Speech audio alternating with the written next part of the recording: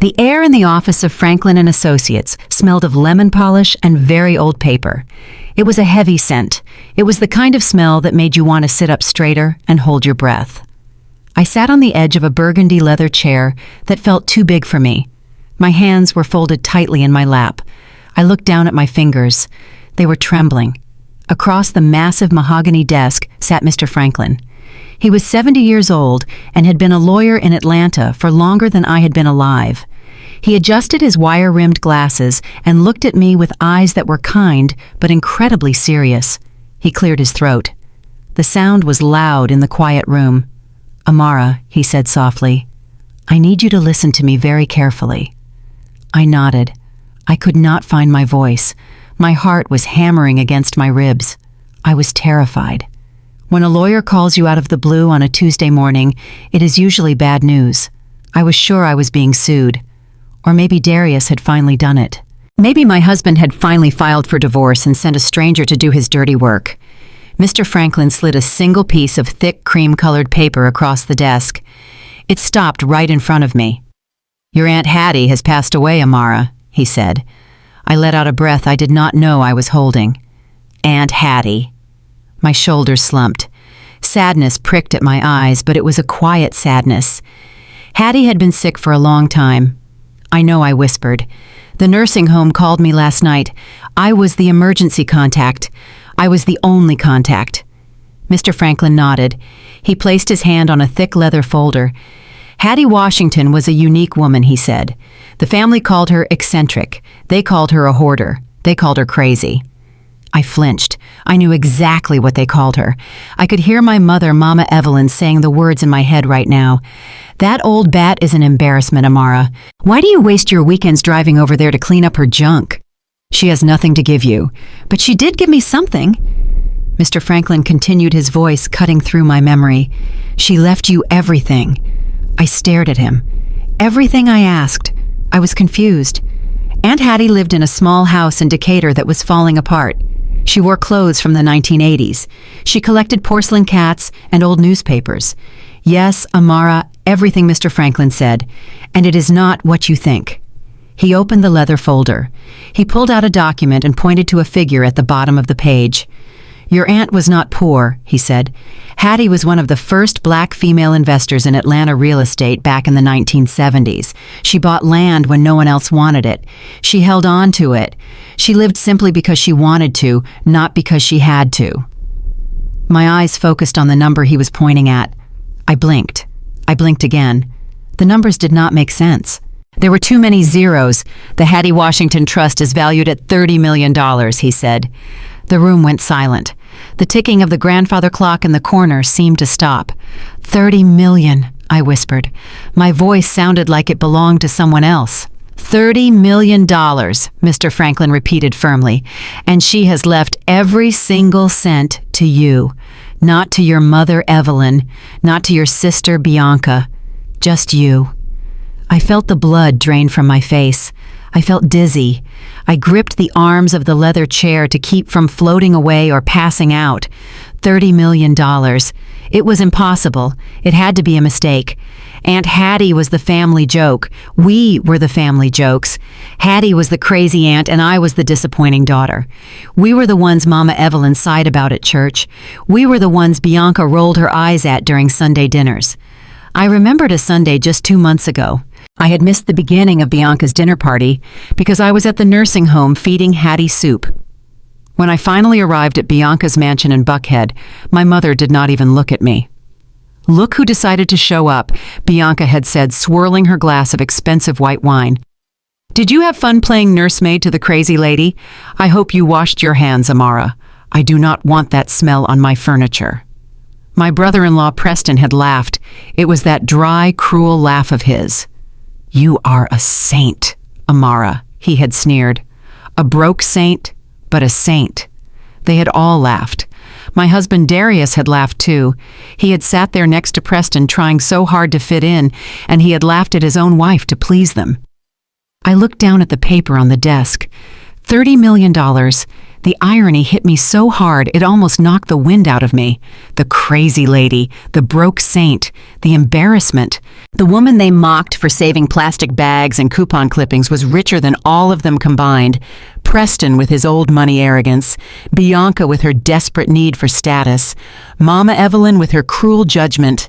Aunt Hattie could have bought and sold them 10 times over, and she knew.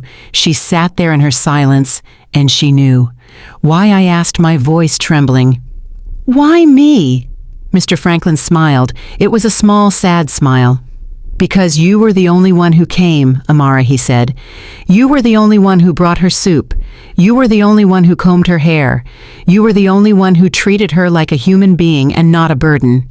She told me that. She said Amara is the only one with a heart. The rest of them just have teeth. Tears welled up in my eyes. They were hot and stinging. I was not crying for the money.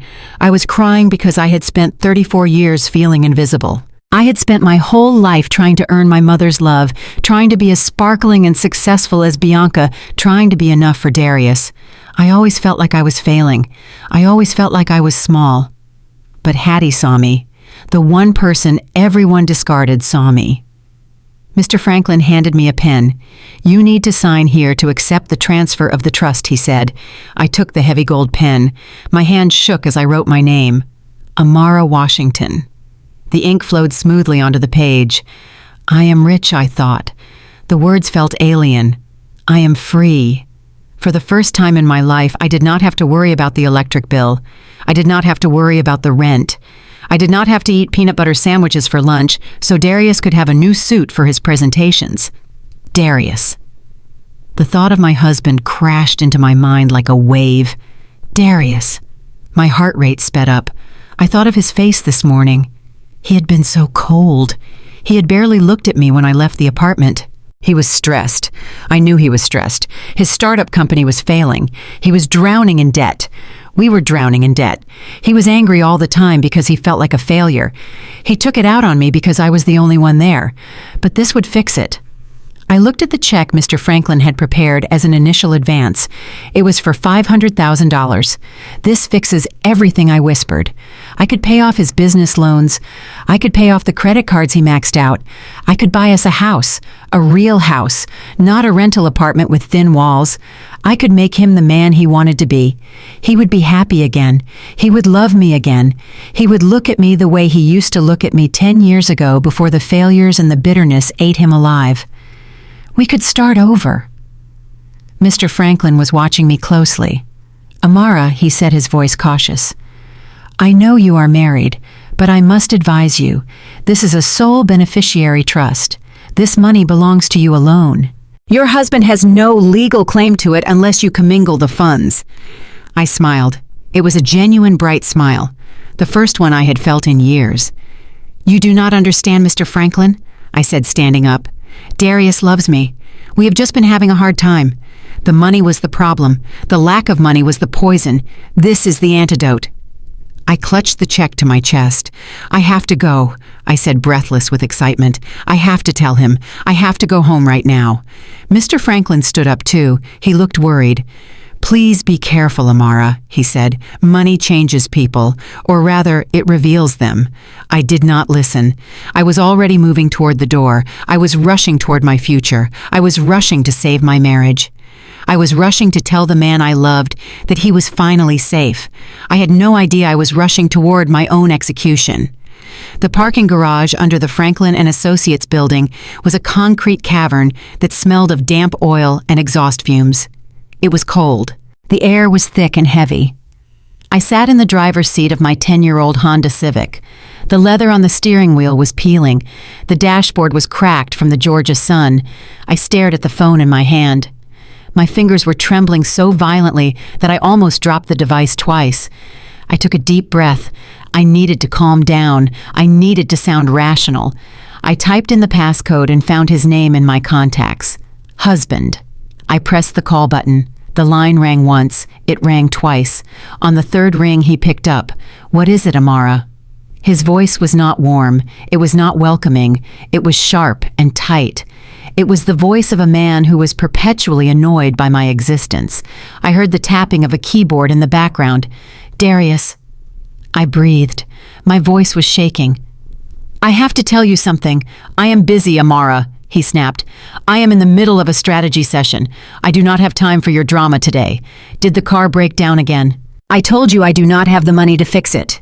No, Darius, listen to me, I said. I clutched the phone harder. It is not the car. It is Aunt Hattie. He let out a loud, exaggerated sigh. I told you to stop going over there, he said. Is she dead? Great.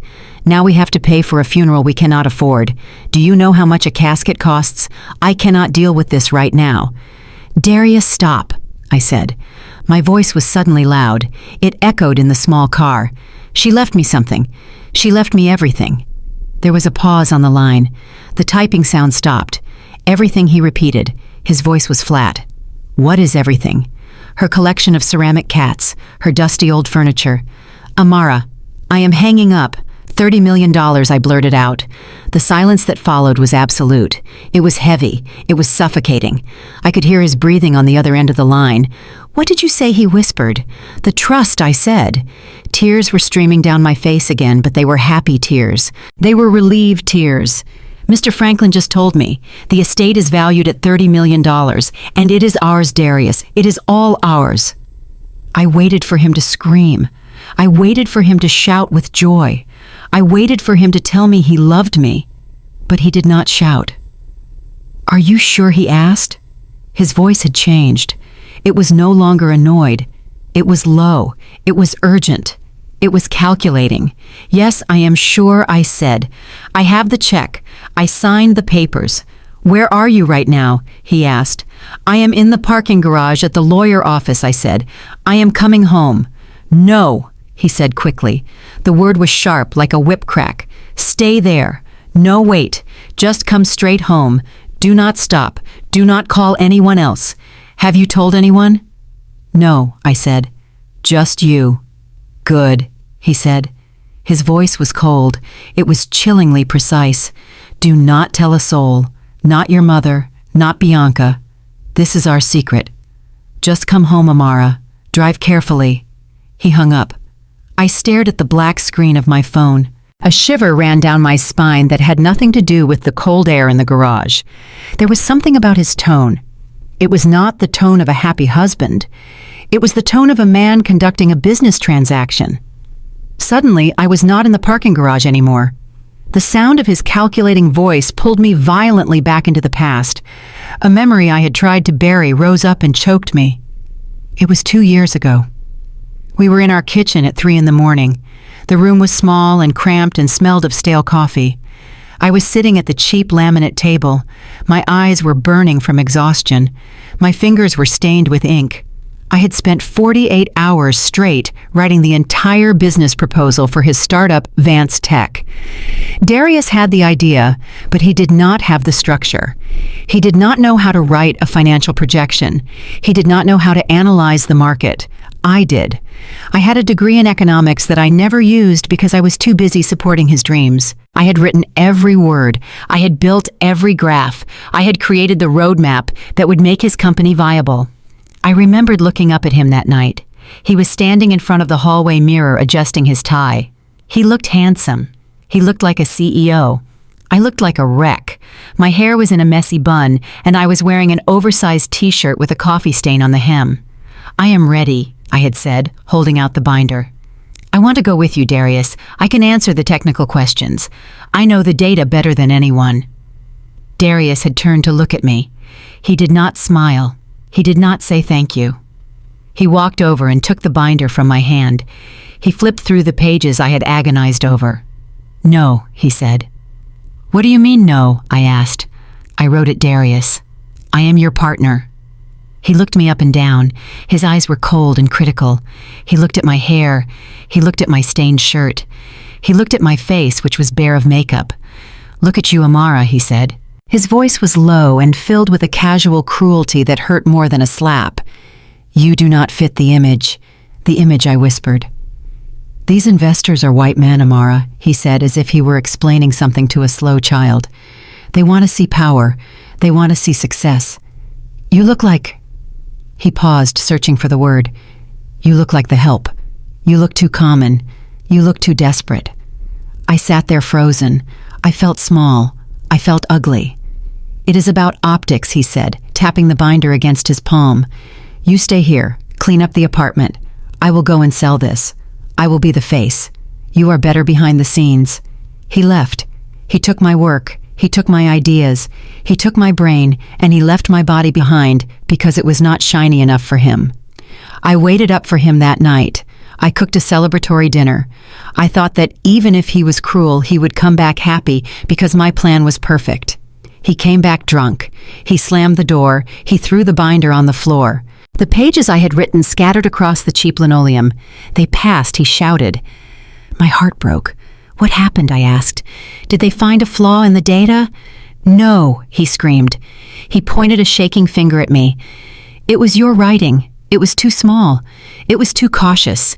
You set me up to fail, Amara. You and your small poverty mindset. You sabotaged me." He did not admit that he froze during the presentation.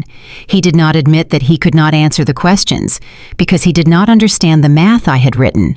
He blamed me. He stole my work, and then he blamed me for his own incompetence. That was the first time I saw it. The envy. He hated me because I could do the one thing he could not. He hated me because I was smart. Back in the parking garage, I gripped the steering wheel until my knuckles turned white. Why did that memory come back now? I shook my head. I tried to push the memory away. That was 2 years ago, I told myself. We were stressed. We were broke. Poverty makes people mean. Poverty makes people desperate. But now we are rich. I looked at the passenger seat where I had placed the folder from Mr. Franklin. "Money fixes things," I whispered. "This money would buy me a new wardrobe. It would buy me the right image. Darius would never be ashamed of me again. I would hand him the check, and he would see me. He would finally respect me." I started the car. The engine sputtered and then roared to life. He told me to come straight home. He told me not to tell anyone. He wanted to protect us. That is what it was. He was just being protective. I put the car in reverse. I backed out of the parking spot. I drove up the concrete ramp toward the sunlight. I chose to ignore the cold knot in my stomach. I chose to ignore the memory of his envious eyes. I chose to trust the man who had called me common. I turned onto the highway. I merged into the fast lane. I was driving toward my husband. I was driving toward my new life. I did not know I was driving into a trap. The highway stretched out before me like a ribbon of gray silk under the bright Georgia sun. I was driving south on Interstate 85. The traffic was light for a weekday afternoon. It felt like the city of Atlanta had parted its chaotic sea of cars just for me, just for Amara Washington, the secret millionaire. I rolled down the window of my Honda Civic. The mechanism ground and squeaked in protest. It was a terrible sound. It was the sound of poverty. But today I did not mind it. I let the warm wind whip through the cabin. The air smelled of exhaust and pine trees and hot asphalt. To me, it smelled like victory. I tapped my fingers on the peeling leather of the steering wheel. I was humming a song. I did not even know what song it was. It was just a melody that bubbled up from a place in my chest that had been tight and silent for 10 years. $30 million. I said the words out loud to the empty car. $30 million. Millions. I looked at the passenger seat where the folder lay. It looked so innocent. It was just a few sheets of paper inside a leather cover, but it was heavier than it looked. It was a bomb. It was a miracle. It was the key that would unlock the cage I had been living in. I merged into the left lane. The Honda shuddered as I pushed the accelerator. The speedometer needle trembled as it climbed past 60 miles per hour. The car struggled. It was tired. It had 150,000 miles on it. It had carried me to the grocery store to buy generic brands. It had carried me to the thrift store to buy clothes for work. It had carried me to the nursing home to visit Aunt Hattie when no one else would go. "Hold on, baby," I whispered to the dashboard. "Just one more trip, then you can retire. I will buy Darius a Range Rover." He always wanted a Range Rover. And maybe I will buy myself a Mercedes, a white one, with seats that do not smell like old coffee and despair. I checked the rearview mirror. That was when I saw it. It was a black truck. It was massive. It was a lifted pickup with tires that looked like they belonged on a tractor. The windows were tinted so dark they looked like black holes. It was coming up behind me fast. Too fast. I frowned. I tapped my brakes lightly to signal him to slow down. He did not slow down. The grille of the truck grew larger in my mirror. It was a wall of chrome and black steel. It looked like the mouth of a shark. I gripped the steering wheel tighter. My palms suddenly felt slick with sweat. "Okay," I said. "Okay. You are in a hurry. I get it." I put on my blinker. I started to merge back into the middle lane to let him pass. I was a careful driver. I was always the one who moved out of the way.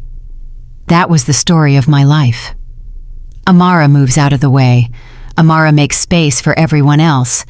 But as I drifted to the right, the truck swerved with me. My heart skipped a beat. It was a hard, painful thump in my chest. I corrected the wheel and pulled back into the left lane. The truck mimicked my movement instantly. It was not passing me. It was stalking me. A cold spike of fear drove itself into my stomach. This was not road rage. This was not an impatient driver. This felt deliberate. "What are you doing?" I whispered. My eyes were glued to the mirror. The truck surged forward. It was so close now that I could not see its headlights anymore. I could only see the massive grille filling my entire rear window. It was blotting out the sun. It was swallowing the light. Bump. The first impact was small. It was a warning tap. My head snapped back against the headrest. The plastic bumper of my Honda crunched. "Hey!" I screamed. I reached for my horn. I pressed it down. The weak, tinny sound of the Honda horn bleated into the wind. It sounded pathetic. It sounded like a lamb bleating at a wolf. The truck did not back off. I heard the engine of the monster behind me roar. It was a deep, guttural growl like a beast preparing to strike. Darius, I thought. I need to call Darius. I reached for my phone on the passenger seat. My fingers brushed the leather folder, and then the world ended. The truck lunged. This was not a tap. This was a kill shot. The massive steel bumper slammed into the rear driver's side of my car with the force of a freight train. The sound was the first thing that broke me. It was not a thud. It was a scream of tearing metal. It was the sound of the physics of my life being violently rewritten. My car spun. Time did not just slow down. It shattered into a million razor-sharp fragments. I saw everything with a terrifying clarity. I saw the horizon tilt sideways. The blue sky and the gray road swapped places. I saw the windshield spiderweb. The cracks raced across the glass like lightning bolts. They started from the corner and met in the middle right in front of my eyes. I felt the seatbelt lock across my chest. It dug into my collarbone. It felt like a burning wire slicing into my skin. The car hit the concrete median. Crunch. The sound was wet and heavy. The front of my Honda crumpled like a soda can in a giant fist. The hood buckled. Steam exploded from the radiator in a white cloud. My head slammed into the side window. Pain. It was a white-hot flash that started in my temple and exploded behind my eyes. It tasted like copper. It tasted like blood. The car flipped. I was upside down. I was weightless. For a split second, I was flying. My purse flew past my face. The leather folder from Mr. Franklin flew past me. Papers scattered in the air like white confetti. The check. The check for $30 million fluttered near the dashboard, dancing in the chaos. I saw the check. I saw the zeros, and then I saw the roof of the car smash into the asphalt. Sparks. A shower of orange and yellow sparks sprayed across the glass. The sound of metal grinding against stone was deafening. It sounded like the earth was screaming. The car rolled again and again. My body was a rag doll. I was being thrown against the door, against the roof, against the steering wheel. I felt something in my chest snap. A rib, maybe two. The pain was a sharp, jagged knife twisting in my lungs. Then silence. The car came to a rest on its side. The wheels were still spinning in the air. The engine was hissing. The radio was somehow still playing. It was a cheerful pop song about summer love. The upbeat melody sounded grotesque in the sudden stillness. I was hanging by my seatbelt. My head was throbbing with a dull, heavy rhythm. Blood was dripping from my forehead. I watched a single red drop fall from my nose and splash onto the cracked dashboard. I tried to move. I could not. My legs were pinned. My arm was twisted at a wrong angle. I tried to breathe. It felt like inhaling broken glass. I turned my head slowly. It took every ounce of strength I had left. Through the shattered remains of my windshield, I could see the road. I saw the black truck. It had stopped 100 yards away. It sat there, idling. It looked pristine. It looked untouched. It watched me. I waited for the driver to get out. I waited for someone to run toward me. I waited for help. But the truck just sat there. It paused for 5 seconds, 10 seconds, just long enough to make sure I was not moving, just long enough to confirm the kill. Then the engine roared again. The tires squealed. The black truck turned and sped away, disappearing into the heat haze of the highway. He left me, I thought. The darkness began to creep in at the edges of my vision. It was a soft, black, fuzzy blanket. It was cold. I thought about the money. $30 million. It was scattered all over the ceiling of my overturned car. It was useless paper. I thought about Darius. I thought about how I had rushed to him. I thought about how I believed that money would make him love me again. And in that final moment before the blackness took me, I had a thought that was more painful than the broken ribs. I was a fool. The Honda Civic was a wreck. It was twisted and broken and crushed. And as I looked at the mangled metal, I realized it looked exactly like my life. I had driven this cheap broken thing for 10 years, hoping it would get me to a destination that did not exist. I had spent my entire life trying to be the perfect fuel for someone else's engine. I had burned myself up to keep Darius warm. I had burned myself up to make my mother proud. I had burned myself up to make Bianca feel superior, and now I was just ash on the side of the road. I am going to die, I thought. And I never even bought the white Mercedes. I never lived. Not for one single day did I live for Amara. The darkness swallowed the rest of the light. The pop song on the radio distorted and faded into a high-pitched buzz. I closed my eyes, and the last thing I felt was the cold, crushing weight of my own blind faith. The first thing that returned to me was not a memory, but a sound.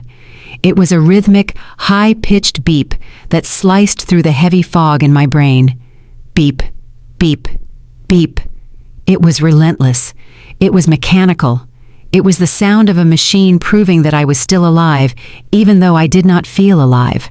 I tried to open my eyes. The effort felt titanic. My eyelids felt like they were weighted down with lead coins. When I finally managed to crack them open, the fluorescent lights of the hospital room stabbed into my retinas like needles. The light was white and cold and aggressive. It washed out everything in the room, leaving only vague shapes and sharp edges. I tried to take a breath. That was a mistake. A sharp, tearing pain shot through the center of my chest. It felt like a bear trap had snapped shut around my rib cage. I gasped, which only made the pain worse. It felt like my bones were grinding against each other. It felt like there was broken glass inside my lungs. I let out a low, guttural moan. The sound was dry and cracked like dead leaves scraping across pavement. "Where am I?" I whispered. My throat felt like sandpaper. The room was sterile. It smelled of antiseptic and floor wax and something metallic that tasted like old blood. I was in a bed with metal rails. There were tubes connected to my arm. There was a clip on my finger. I looked down at my body. It was covered in a thin, starchy sheet. I could see the dark purple and yellow bruises blooming across my arms like poisonous flowers. I tried to move my legs. They were heavy and unresponsive. Panic began to rise in my chest. It was a cold, fluid sensation that flooded my veins. Darius, I thought. The memory of the truck slammed into me. The black metal grill, the sound of crunching glass, the world spinning upside down. Darius, I rasped louder. The door to the room opened. A woman walked in. She was an older African-American woman wearing faded blue scrubs. Her name tag read Jackie. Her face was kind, but etched with the deep, permanent exhaustion of someone who had seen too much pain and too little hope. She moved with a practiced efficiency, checking the IV drip connected to my arm and glancing at the heart monitor without breaking her stride. She looked at me. Her eyes softened. It was a look of profound pity. "You are awake, honey," she said. Her voice was low and warm like molasses. "Do not try to move too much. You have 3 broken ribs and a fractured collarbone. Your body has been through a war." "Where is my husband?" I asked. I ignored the pain in my chest. "Where is Darius? Is he okay? Was he hurt?" Nurse Jackie paused. She adjusted the blanket over my feet. She did not look me in the eye. "You were alone in the car, honey," she said. "I know," I said. "But he must be here. He must be in the waiting room. How long have I been here?" 4 days, Jackie said. "You have been in a coma for 4 days. It was touch and go for a while. We did not know if you were going to wake up." 4 days. The words hung in the cold air. 4 days of darkness. 4 days of silence. "He must be worried sick," I said. My voice was shaking. "I need to see him. Please, can you call him? His name is Darius Vance. He is probably pacing the hallway right now. He gets so anxious when I am late. He must be losing his mind." I started to make excuses for him before I even knew the truth. It was a reflex. It was a habit I had cultivated for 10 years. Whenever Darius was absent, whenever Darius was cold, whenever Darius failed, I filled in the gaps with my own forgiveness. I told myself he was just busy. I told myself he was just stressed. I told myself his genius required solitude. I was doing it now. I was lying in a hospital bed, broken and battered, and I was still protecting him. Nurse Jackie sighed. It was a heavy sigh. She walked to the side of the bed and looked down at me. "Honey," she said gently, "there is no one in the waiting room." My heart stopped beating for a second. "What?" I whispered. "We have called him," she said. "We called the number listed in your emergency contacts.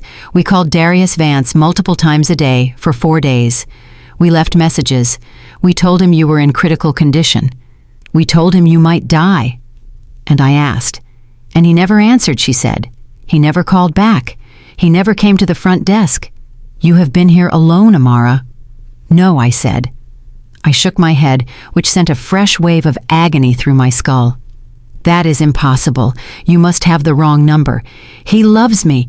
We just got good news. We came into money. He is probably out of town. He travels for his startup." I was desperate.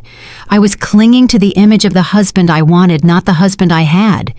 The alternative was too terrifying to accept. If he was not here because of a mistake, then he was not here because he did not care. And if he did not care, then my entire life was a lie. "I need to call him," I insisted. I tried to push myself up on my elbows. The pain was blinding, but I pushed through it. "I need to hear his voice. I need to tell him I am alive."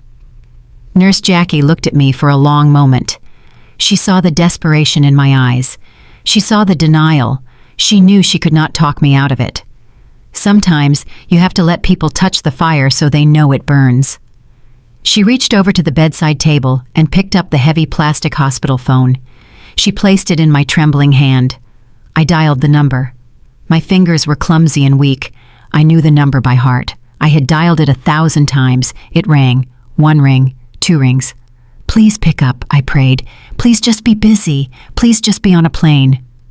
On the 3rd ring, the line connected, but I did not hear his voice right away. I heard music. It was loud, thumping R&B music. I heard the clinking of glasses. I heard the roar of a crowd. I heard a woman laughing in the background. It was a high-pitched, flirtatious laugh. He was at a party. What he barked into the phone. His voice was sharp and annoyed. "Darius," I whispered. My voice cracked. A sob escaped my throat. "Darius, it is me. It is Amara." I heard him huff. It was a sound of pure irritation. "Amara, what is it?" he snapped. "I am busy. I am right in the middle of a meeting with important partners. You know the deal I was telling you about. Why are you calling me? I am in the hospital." I cried. The tears were flowing freely now, hot and stinging against my bruised skin. I was in an accident. A truck hit me. I have been in a coma for 4 days. There was a pause. The music in the background did not stop. He did not ask if I was hurt. He did not ask if I was in pain. "The car," he asked. His voice was cold as ice. "Is the car totaled?" I gasped. The pain in my chest flared up. The car? I repeated. Darius, I almost died. I am lying here with broken ribs. Why are you not here? The nurse said they called you. I heard him step away from the noise. The music got a little quieter. Listen, Amara, he said. His voice dropped low. It was not a whisper of concern. It was a whisper of contempt. It was a sound that cut deeper than any broken bone. I am tired of this, he said.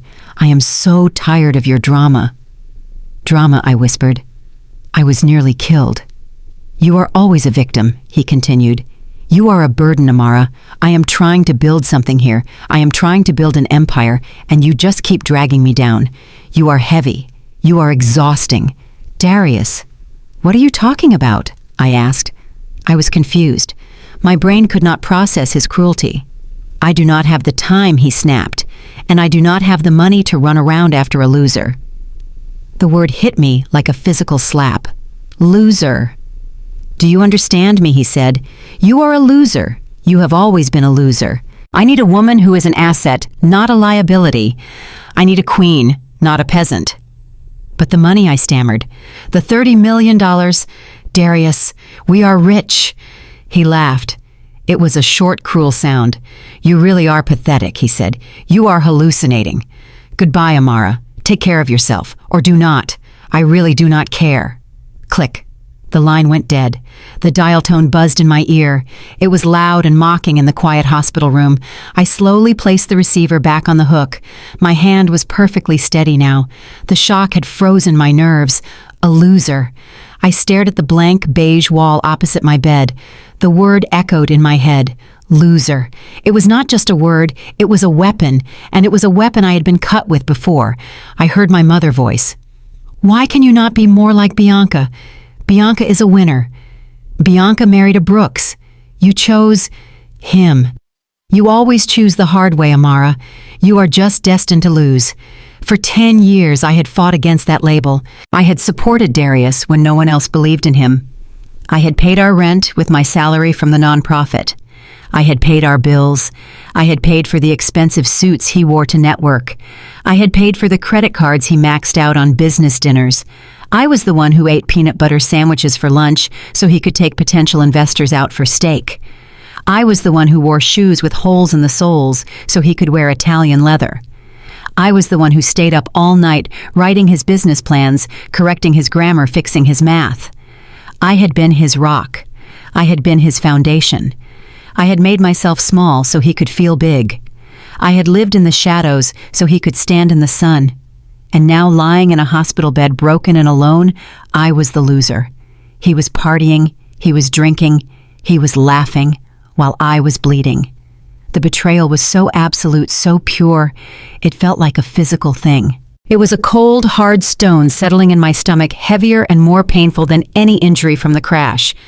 He had not just abandoned me, he had despised me all along. He had used me until I was broken, and now he was discarding me like a piece of trash on the side of the highway. I was still staring at the wall when Nurse Jackie came back in. She was carrying a small tray with a cup of water and some pills. She must have seen the look on my face. The tears were gone. The shock had dried them up. "He said that to you, didn't he, honey?" she said softly. Her voice was gentle, but there was a hard edge to it, an anger that was not directed at me. "Called you a loser?" I just nodded. My eyes were fixed on the wall. Jackie sighed that same tired, all-knowing sigh. "A loser," she repeated. "That is funny, because he has been living like a king on your dime for the last 4 days." My head snapped toward her. The sudden movement sent a spike of white-hot pain through my neck, but my mind was suddenly faster than the pain. What I asked, "What are you talking about?" "The credit card alerts," she said. Her voice dropped lower. "The hospital billing department gets a notification when the patient card on file is being used heavily. It is a fraud protection protocol. Someone spent $5,000 at the Gucci store at Lenox Square yesterday afternoon," she said, "and another $2,000 at Del Frisco Steakhouse the night before that, and $3,000 at the W Hotel." I froze. "That is impossible," I whispered. "My cards are in my wallet. My wallet was in my purse." The car flipped over. "The police must have it. It must be lost in the wreck." "Oh no, baby," Nurse Jackie said. She stopped adjusting my IV drip and looked me straight in the eye. Her kind face was now a mask of grim determination. "The police do not have it. We do, or rather we did." My mouth went dry. "What do you mean you did?" I asked. "Security logs," she said.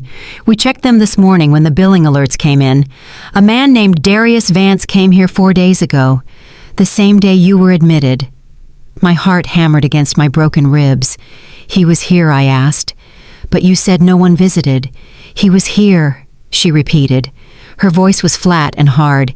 "He was here while you were in a coma. But he did not ask to see you. He did not ask a single doctor about your condition. He did not ask if you were going to live or die." She shook her head in disgust. "He went straight to the nurse station on the intake floor. He flashed his ID. He said he was your husband. He said he needed to collect your personal belongings to keep them safe. We had a new nurse on shift. She believed him. She went to the property lockup and she gave him your purse." The air left my lungs in a silent rush. He was here. He was in this building. He was feet away from where I lay dying, and he did not come to hold my hand. He did not come to pray for me. He came to rob me. He came to steal my wallet from my unconscious body so he could go shopping. I looked down at my hospital gown. It was thin and cheap and open at the back. I looked at the bruises on my arms. I looked at the plastic bracelet on my wrist that identified me as a patient. I pictured Darius. I pictured him walking into the Gucci store. I pictured him wearing a brand new suit paid for with the American Express card I had worked so hard to pay off. I pictured him eating a $200 steak while I was being fed through a tube. This was not just abandonment. This was predation. He was a vulture, picking the meat off my bones before I was even dead. I felt a shift inside me. The sadness began to curdle. It began to harden. The tears that had been threatening to fall again evaporated. They were replaced by a heat that started in my belly and spread to my chest. "He thinks I am a loser," I whispered. I reached for the phone again. "Who are you calling, honey nurse?" Jackie asked. "Family," I said. "My real family. My sister. If Darius was a monster, then surely my sister would help me. Surely Bianca would be horrified. We were sisters. We shared the same blood. We had grown up in the same house. Even if she was critical, even if she was distant, she would not stand for this. She would come and get me." I dialed Bianca number. It rang twice. Hello, Bianca voice was smooth and crisp. She enunciated every vowel. It was her phone voice, the voice she used when she wanted people to know she lived in Buckhead and drove a Lexus. "Bianca," I choked out. "It is Amara." "Oh," she said. Her tone shifted instantly. It went from professional to annoyed. "Amara. Finally. Where have you been? I have been calling you since Tuesday. Do you know how irresponsible it is to just disappear?" "I'm in the hospital," I said. "I was in a crash, a bad crash. I waited for the gasp. I waited for the worry. Instead, I heard the sound of silverware clinking on china. I heard the murmur of polite conversation. "Bianca," I said, "Darius, he tried to kill me, or he left me for dead. He stole my wallet while I was in a coma. He is spending my money right now." Bianca let out a sharp breath. "Amara, stop it," she hissed. "Lower your voice." What I asked. "I have guests," she said. "Ryan parents are here. The partners from the firm are here. We are in the middle of the Sunday barbecue.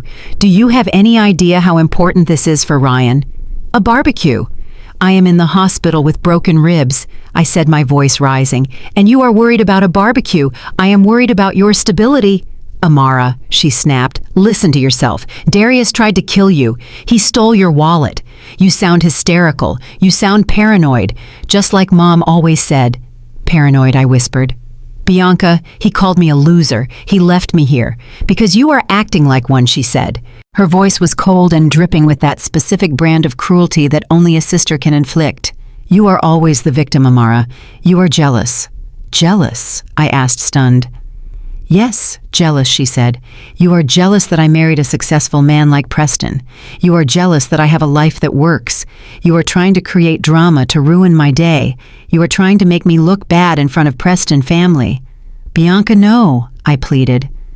"I do not want to hear it," she cut me off. "You are embarrassing me. You are embarrassing this family. Pull yourself together, take an Uber home, and do not call this house again until you are ready to act like a civilized human being." She hung up. I sat there with the phone in my hand. I looked at the receiver. I looked at the buttons. She did not ask if I was hurt. She did not ask what hospital I was in. She was more concerned with the opinion of her white in-laws than the life of her black sister. She was not my sister. She was just another person who looked at me and saw something to be ashamed of. I slowly placed the phone back on the hook. The room was silent again. But it was different now. The silence was not empty. It was heavy. It was thick with the truth. I had no husband. I had no sister. I had no family. I was completely and utterly alone. But as I sat there feeling the throbbing ache in my ribs, I realized something else. I was alone, but I was alive, and I had $30 million that they did not know about, or at least Bianca did not know about. I looked at Nurse Jackie. "I need a lawyer," I said, "not a divorce lawyer. I need a shark." I waited.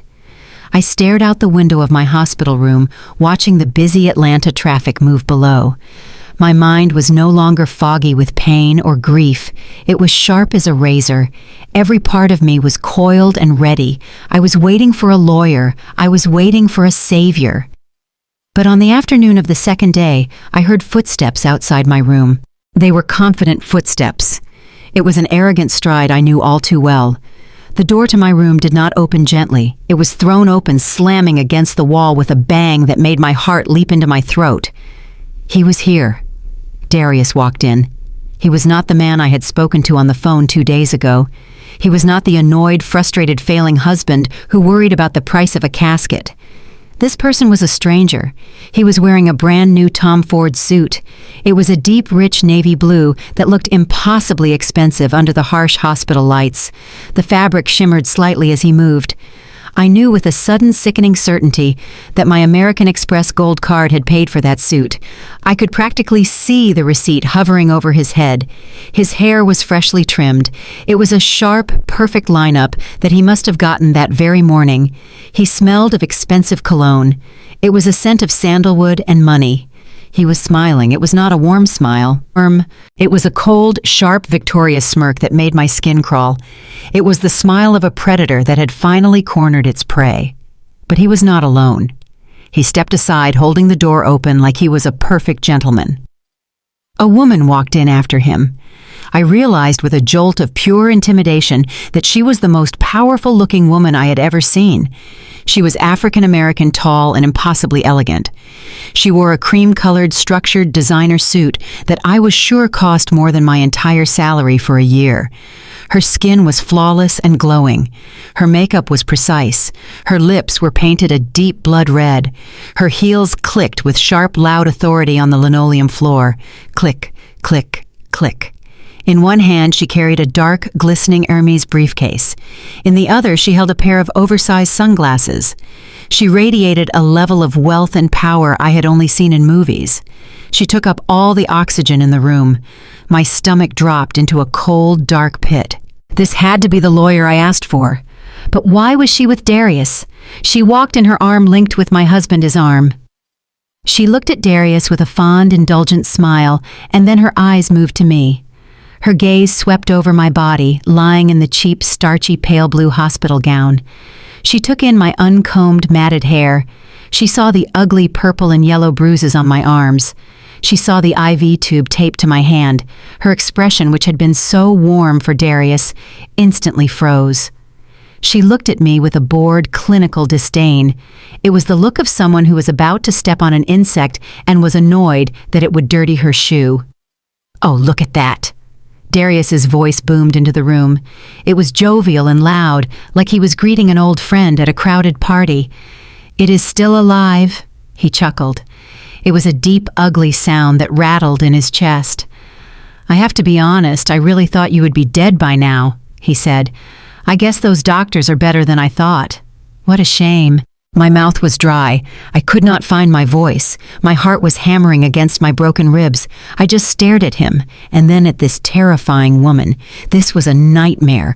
This was a trap. "Darius," I finally whispered. My voice was a hoarse, weak croak. "What are you doing here? Who is this?" He laughed. A full, genuine belly laugh, like I had just told the funniest joke in the world. He walked right past my bed and stood next to the woman, sliding a possessive, smooth arm around her tiny waist. He pulled her close, and she leaned into him, her perfectly manicured hand resting on his chest. He leaned down and kissed her. It was a long, wet, proprietary kiss on the cheek. "Amara, I am hurt," he said, pouting in fake sympathy. "Is that any way to greet your husband and your replacement?" He gestured to the woman beside him, his smile widening to show all his teeth. "Amara, I want you to meet Maxine Sterling, but you can call her Max. Everyone who matters calls her Max. She is my everything. She is my partner. She is my protector." I stopped breathing. The beep, beep, beep of the heart monitor next to my head seemed to get louder and faster, screaming in the sudden silence. And soon, he added, waving his hand as if it were a minor, insignificant detail, "She will be my new wife, my new wife." The words hung in the air. "Well, she will be," he corrected himself. "She is my lawyer first, of course, and as soon as she is finished cleaning up this mess." He waved his hand in my direction. He pointed at me in my bed with my broken ribs. "As soon as I am legally free of this trash, then she will be my wife. We are getting married in Italy. She has already booked the villa in Lake Como." The woman Maxine finally spoke. Her voice was exactly as I expected. It was smooth, deep, and utterly indifferent, like she was ordering a coffee. "Darius, darling, can we speed this up?" she asked. "You said she was ready to sign. I have a 3:00 reservation at Bacchanalia, and I do not want to be late." "Of course, baby," Darius said. "Anything for you." He beamed at her, his eyes full of adoration. He looked at her like she was a goddess. He looked at her the way I had wanted him to look at me for 10 years. Then he turned back to me and his entire face changed.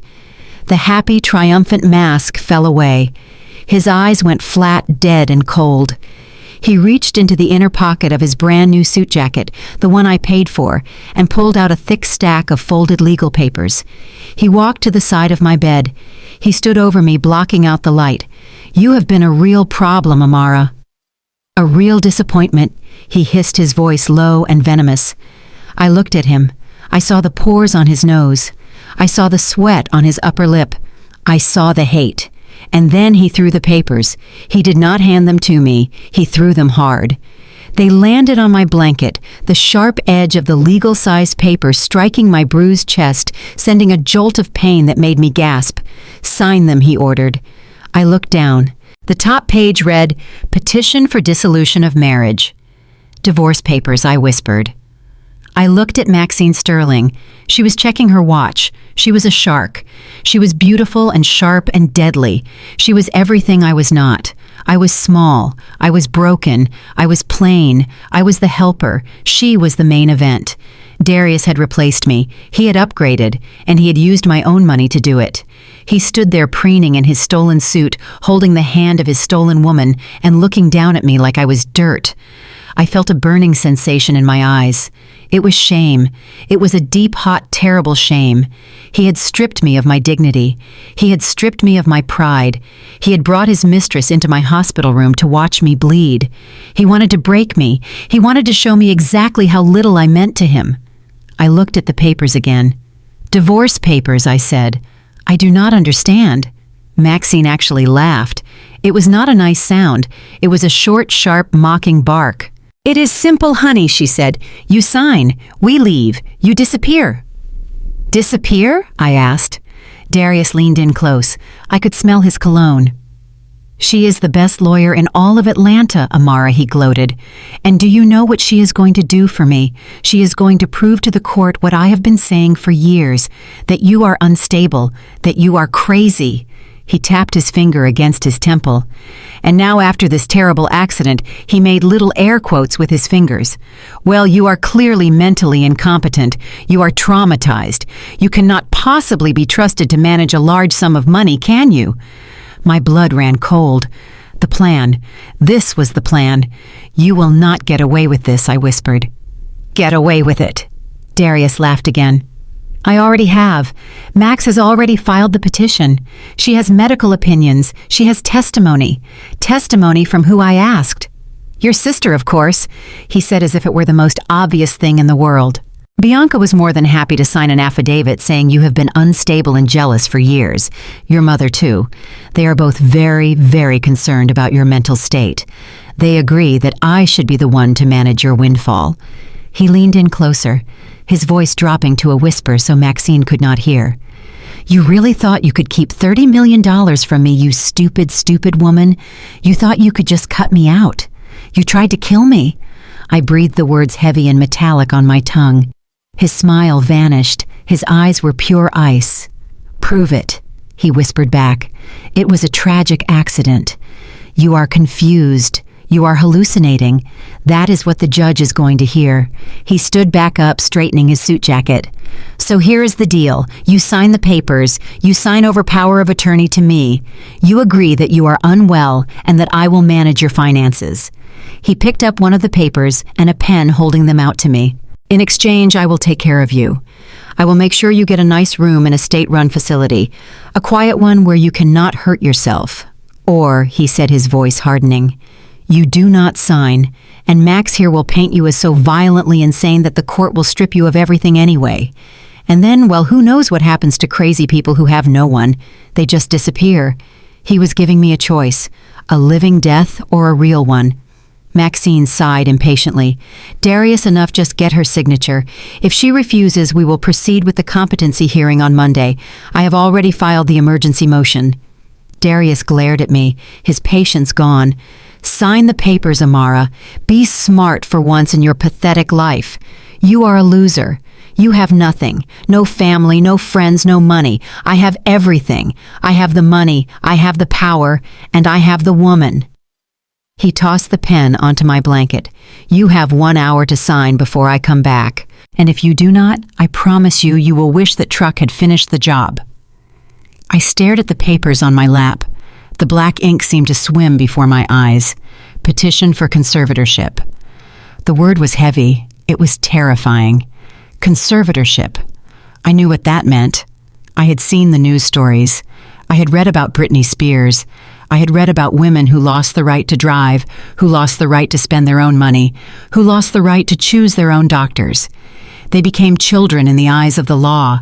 They became property. But for a black woman, the threat was even more specific. It was even more deadly. I felt a cold dread seeping into my bones. It was a fear that went back generations. If they labeled me crazy, no one would listen to me. If I screamed, they would say I was aggressive. If I cried, they would say I was hysterical. If I told the truth, they would say I was delusional. It was the ultimate weapon. It was the weapon of erasure. Darius and my family did not just want my money. They wanted to delete me.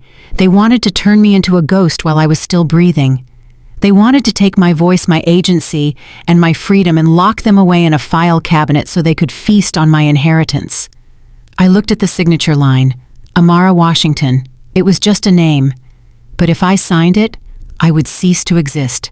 I would become a ward. I would become an inmate. I looked up at Maxine Sterling. She was tapping her expensive shoe on the floor, checking her watch again.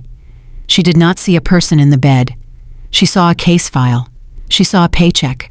She saw a minor inconvenience on her way to a fancy dinner. She had no idea that she was being used to destroy a life, or maybe she did know and she just did not care. I looked at Darius. He was watching me with that smug, satisfied smile. He thought he had won. He thought he had broken me. He thought I was the same weak, desperate woman who had written his business plans and cleaned his messes for 10 years. He was wrong.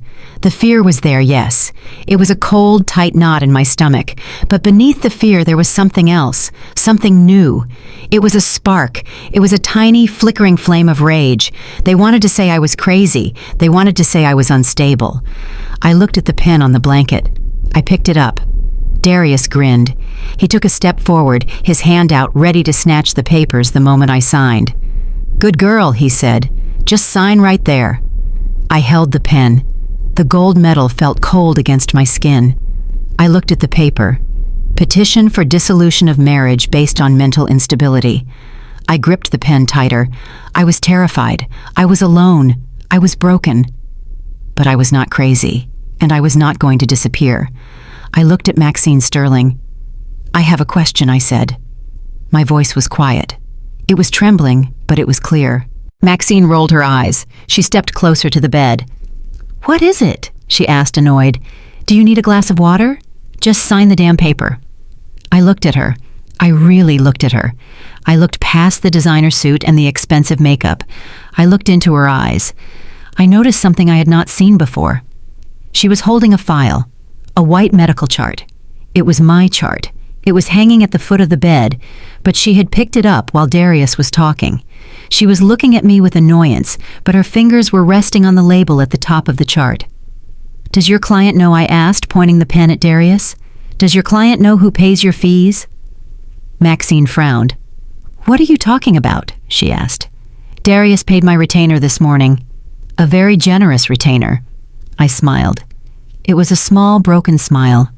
"With what card?" I asked. Maxine paused. She looked at Darius. Darius looked nervous. "It does not matter," he snapped. Amara signed the paper. "It matters," I said. I turned my gaze back to Maxine. "You are a smart woman, Ms. Sterling. You are the best lawyer in Atlanta." That is what he said. Maxine stood up straighter. She preened slightly. "I am," she said. "Then surely," I continued, "surely you check your sources. Surely you verify your funds." I pointed the pen at the chart in her hand. "Read the name," I said. Maxine looked confused. She looked down at the chart in her hand. She read the label, Amara Washington. She read aloud. "Read the Social Security number," I said. Maxine's eyes narrowed. She looked at the number. Then she looked at the papers Darius had thrown on the bed. She flipped to the financial disclosure page. She looked at the Social Security number listed for the trust beneficiary. She stopped. She froze. Her body went rigid. Her hand holding the chart stopped moving. I watched her face. I watched the annoyance drain away. I watched the arrogance evaporate. She blinked. Once, twice. She looked at the number on the chart. Then she looked at the number on the legal documents in her briefcase. She looked at me.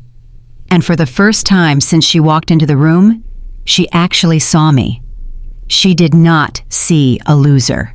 She did not see a crazy woman. She did not see an insect. She saw the name on the account. She saw the owner of the $30 million. And she realized with a dawn of pure professional horror that she was currently standing in a hospital room threatening her own client. The silence that descended upon the hospital room was absolute. It was heavy. It was suffocating. It felt as though the air had been sucked out of the room, leaving us in a vacuum of impending disaster. The only sound was the steady rhythmic beep of the heart monitor next to my bed, which seemed to be counting down the seconds until the explosion. Maxine Sterling did not move. She stood frozen at the foot of my bed. Her hand was still clutching my medical chart. Her knuckles were white under her dark skin. Her perfectly manicured nails dug into the plastic cover. Her eyes were wide. The pupils were dilated with a mixture of shock and dawning horror. She looked from the chart to me. Then she looked at the papers in her briefcase. Then back to me. Her mouth opened slightly, but no sound came out. The arrogant, bored woman who had walked in here to destroy me was gone. In her place stood a woman who was watching her entire life crumble in real time. Darius did not notice the shift. He was too busy admiring his reflection in the darkened window, too busy preening in his stolen victory. He was so confident in his own brilliance that he did not see the predator beside him turning into an executioner. "Baby," he said, his voice dripping with a sickening sweetness. What is the holdup? Just give her the pen. We have reservations." Maxine slowly turned her head to look at him. The movement was stiff and mechanical. Her neck muscles were tight. "Baby," she whispered. Her voice was a strangled rasp. "Yeah, babe," Darius said, turning to face her with a grin. "What is it? Did you find a typo?" Maxine let out a sound that was half laugh and half sob. It was a terrifying sound. It was the sound of a person realizing they had been holding a live grenade. "You," she said. Her voice gained a little strength. "You lying, miserable son of a bitch." Darius blinked. His smile faltered. "Excuse me," he said. Maxine dropped the medical chart. It hit the floor with a loud clatter that made Darius jump. She took a step toward him. Her eyes were blazing with a fury so intense it made the air around her seem to crackle. "You told me she was a nobody," she hissed. "You told me she was a broke charity worker. You told me she was a mental case with no assets." "She is," Darius stammered, holding up his hands. "She is nobody, Max. She works at a nonprofit. She makes $40,000 a year. She is nothing." "Nothing," Maxine screamed. The word echoed off the tiled walls. She reached into her briefcase and pulled out a file. It was a blue folder with the gold-embossed logo of her firm, Hayes and Sterling. She slapped the folder against her open palm. "Do you know what this is?" she shouted. "This is the Hattie Washington Trust file. This is the file for the $30 million estate that my firm represents. My firm, Darius. We are the executors. We are the guardians of the trust." Darius looked at the file. He looked confused. His brain was struggling to catch up. So he said, "That is great, baby. That means you can help me get control of it faster. We are a team, right?" Maxine looked at him with pure, unadulterated loathing. "A team," she spat. "You idiot! You absolute moron!" She pointed a trembling finger at me. "That woman," she said, her voice shaking with rage, "that woman lying in that bed is the sole beneficiary of the Hattie Washington Trust. She is my client. Do you understand English? She is my client." Darius froze. His face went pale. The color drained away, leaving him looking gray and sickly. "What?" he whispered. "I am the lead counsel for the trust." Maxine continued, stepping closer to him until she was right in his face. "Mr. Franklin handles the family matters, but I handle the litigation. I handle the protection of the assets. I am supposed to be protecting her from people like you." She poked him hard in the chest with her finger. "And you," she hissed. "You walked into my office. You lied to me. You seduced me. And you hired me to sue my own client. You hired me to defraud the very person I am sworn to protect. Do you have any idea what you have done to me? This is disbarment, Darius. This is the end of my career. This is prison time." No, wait," Darius said, backing away. His hands were shaking. "Baby, listen, we can fix this. We can make her sign. If she signs, it does not matter. If she signs over power of attorney, then we are legal. You are her lawyer, so you advise her to sign. See, it is perfect." Maxine stared at him. She looked at him as if he had just suggested they eat nuclear waste. "Perfect," she repeated. She turned back to me. Her eyes were searching my face. She was looking for something. She was looking for a way out. She was calculating the odds. And then she saw it. She saw the look in my eyes. I was not afraid anymore. I was watching them. I was witnessing their crimes. And she knew that if she continued down this path, she would go down with him. She made a choice. It was a survival choice. It was a selfish choice. But it was the choice that saved me. She turned back to Darius. "And the retainer," she said. Her voice was deadly quiet. Darius swallowed hard. "What about it?" he asked. "You paid me $50,000 this morning," she said. "You transferred it to the firm account. You said it was from your investment dividends." Darius did not answer. He looked at his shoes. Maxine let out a scream of rage. She threw her briefcase onto the floor. Contents spilled out. Papers, pens, a laptop. "You used her card," she shrieked.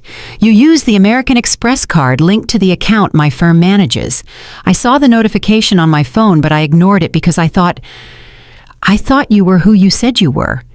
She advanced on him. She looked like she was going to tear him apart with her bare hands. You paid me with stolen money, Darius. You paid me to rob my client using my client's own money. That is wire fraud. That is identity theft. That is money laundering. And you dragged me into the middle of it. Maxine Darius pleaded. He was backed up against the wall now. Please, I did it for us. I did it so we could be together. I did it so we could have the villa in Italy. Shut up, Maxine roared.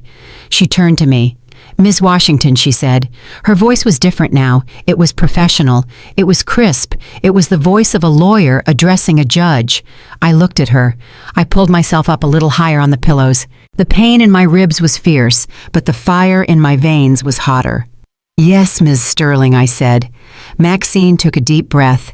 She smoothed her skirt. She adjusted her jacket. She was putting her armor back on, but this time she was standing on my side of the battlefield. I am formally withdrawing as counsel for Darius Vance, she said. Her eyes locked on mine. I am also informing you as the trustee of your estate that a fraud has been committed against you. I am prepared to testify to everything that just happened in this room. I nodded. Thank you, I said. I accept your testimony. Maxine pulled her phone from her pocket. Her fingers flew across the screen. I am calling the police, she said. And then I am calling the district attorney. I know him personally. We are going to freeze every asset this man has touched. Darius let out a sound that was like a wounded animal. No, he screamed. He looked from Maxine to me. He looked at the phone in Maxine's hand. He looked at the door. He realized it was over. The illusion was shattered. The suit was just a costume. The confidence was just a mask. He was not a businessman. He was not an empire builder. He was a thief. He was a fraud. And he was caught. His face changed. The panic melted away. The fear melted away. What replaced it was something far more terrifying. It was pure, unadulterated hatred. He looked at me. He did not look at Maxine, who was dialing the police. He looked at me. The wife he had called a loser, the woman he had discarded, the stepping stone he had tripped over. You, he whispered. It was a low, guttural sound. You ruin everything, he said. You always ruin everything. You were supposed to die. Why did you not just die? He pushed himself off the wall. He did not run for the door. He did not try to escape. He knew he could not outrun the police. He knew his life was over. And if his life was over, he was going to make sure mine was too. He lunged. Darius moved faster than I had ever seen him move. He was a blur of navy blue fabric and rage. He did not go for Maxine. He came for me. He crossed the small distance between the wall and my bed in a single stride. His hands were out. His fingers were curved into claws. I tried to scream, but the sound died in my throat. I tried to lift my arms to protect myself, but my body was too broken. The IV line tugged painfully at my skin. He crashed into me. The weight of him drove the air from my lungs. My broken ribs screamed in agony. It felt like my chest was caving in. His hands found my throat. His thumbs dug into my windpipe. His fingers clamped around the back of my neck. He squeezed. Die, he screamed. His face was inches from mine. I could see the veins bulging in his forehead. I could see the spittle flying from his lips. Die, you bitch. Just die. The world started to go black at the edges. I could not breathe. I could not fight. I clawed weakly at his hands, but his grip was like iron. He was fueled by 10 years of resentment. He was fueled by the rage of a mediocre man who had finally been exposed. I looked into his eyes. I saw my death. I saw the end of everything. I saw the $30 million I would never spend. I saw the freedom I would never taste. And then the door exploded inward. It was not a polite opening. It was a violent breach. The heavy hospital door slammed against the wall with a force that shook the room. "Get off her!" The voice was deep and booming. 2 men burst into the room. They were massive. They were wearing black polo shirts that were tight across their chests. They were not hospital security. They moved with the precision of trained soldiers. They were the private security detail Mr. Franklin had hired. I had not known they were there. I had not known that Mr. Franklin had placed a 24-hour guard on my room the moment he heard about the accident. He had suspected foul play before I did. The first guard did not hesitate. He did not shout a warning. He did not ask Darius to step away. He tackled him. He hit Darius from the side like a linebacker. The force of the impact lifted my husband off of me. Darius flew through the air. He hit the linoleum floor with a sickening thud. Air rushed back into my lungs. I gasped, coughing and choking. My throat felt crushed. The second guard was on him instantly. He dropped a knee into the center of Darius's back, pinning him to the floor. He grabbed Darius's arm and twisted it behind his back with a brutal efficiency. "Stay down," the guard roared. "Do not move!" Darius screamed. It was a high-pitched sound of pain and fury. He thrashed against the floor. He kicked his legs. He tried to buck the heavy guard off of him. "Let me go!" he shrieked. "Get off me! I am her husband. She is mine!" The first guard pressed Darius's face into the cold tile. "You are under arrest for attempted murder," the guard said. Maxine was standing in the corner. She was shaking. Her phone was still in her hand. She looked at me. She looked at the red marks forming on my neck. "Are you okay?" she whispered. I nodded weakly. I rubbed my throat. Every breath was painful, but every breath was a victory. I looked down at Darius. He was pinned. He was defeated. His expensive suit was covered in dust. His face was smashed against the floor. He looked pathetic. He looked small. He stopped struggling. He lay there panting. And then he started to laugh. It was a broken, hysterical laugh. It bubbled up from his chest and spilled out onto the floor. "You think you won?" he wheezed. He twisted his neck to look at me with one wild, bloodshot eye. "You think this is over? Amara," he cackled. "You think I am the only one?" I froze. The guards froze. "What did you say?" I rasped. My voice was a whisper. Darius grinned. His teeth were stained with blood from where he had bitten his lip. "You are so stupid," he spat. "You really think I came up with this alone? You really think I am smart enough to plan a hit like that? To clone the plates? To hire the driver?" He laughed again. "I am just the husband," he said. "I am just the face." The guard pulled his other arm back and clicked a pair of handcuffs onto his wrists. The sound was final. "Who?" I asked. "Who else, Darius?" He looked at me with pure malice. He wanted to hurt me one last time. He wanted to plant a seed of terror that would grow even after he was gone. "Ask your sister," he screamed. My heart stopped. "Ask Bianca," he yelled as the guards hauled him to his feet. "And ask her precious husband. Ask Preston. Ask them about Project Freedom. Ask them who paid for the truck." "No," I whispered. "No." "They know everything," Darius screamed. He was foaming at the mouth now. He was desperate to drag everyone down with him. "They hate you, Amara. They have always hated you. Bianca told me to do it. She told me you were worth more dead than alive. She said nobody would miss a loser." The guards dragged him toward the door. "Check the emails," Darius howled. "Check the emails." "It was a family affair, Amara. We were all in on it, even your mother." The door closed. His screams faded down the hallway. I sat in the silence. The room was spinning. The pain in my throat was forgotten. The pain in my ribs was forgotten. Bianca, Preston, Mama. It was not just a bad marriage. It was not just a greedy husband.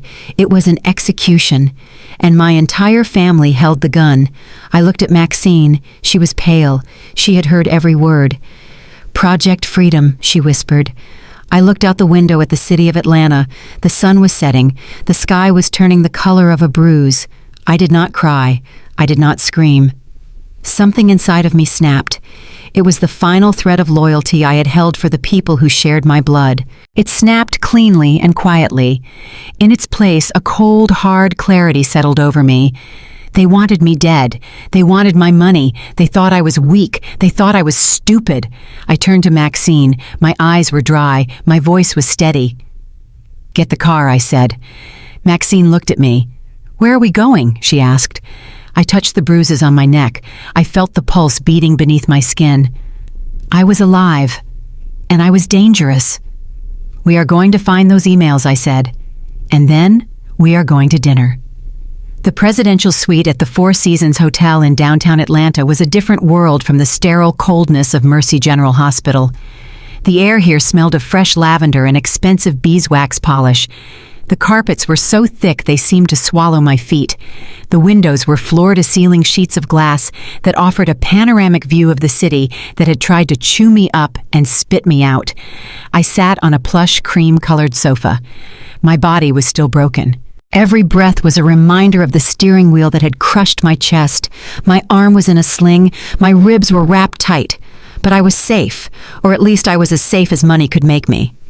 Maxine Sterling sat opposite me in a matching armchair. She had shed her sharkskin armor. Her blazer was draped over the back of a chair. Her shoes were kicked off. She held a glass of amber liquid in her hand. It was scotch, aged 18 years.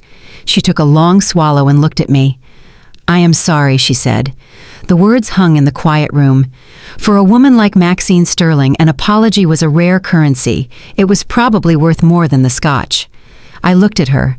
I saw the fatigue around her eyes. I saw the crack in her perfection. "You were doing your job," I said. My voice was raspy but steady. "You were representing your client. You just did not know your client was a liar." "No," Maxine said, shaking her head. "It was not just the job, Amara. I let him in. I let him buy me dinner. I let him charm me. I let him into my bed." She took another drink. Her hand was trembling slightly. "I pride myself on seeing through people," she continued. "I am the best litigator in this city because I know when someone is lying.